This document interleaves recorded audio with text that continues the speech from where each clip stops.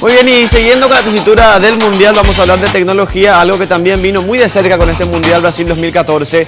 El pasto que usa uno de los estadios no es muy típico, muy normal dentro de un estadio de fútbol, porque hablamos del estadio donde se inauguró este Mundial, el Arena de Sao Paulo, que es el único estadio que posee un pasto especial que mezcla el césped natural con el sintético. Se denomina césped de alta densidad o césped híbrido.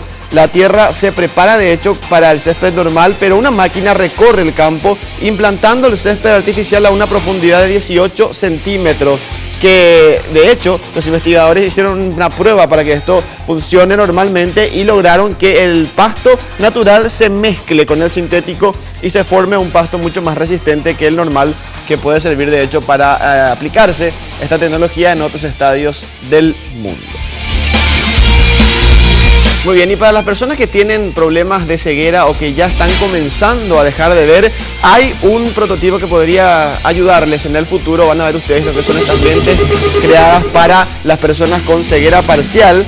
Son anteojos inteligentes en realidad que aumentan la visión limitada de las personas con este problema. Lo desarrollaron científicos de la Universidad de Oxford y está compuesto de una cámara tridimensional que va conectada a una computadora que proyecta las imágenes a las lentes en tiempo real.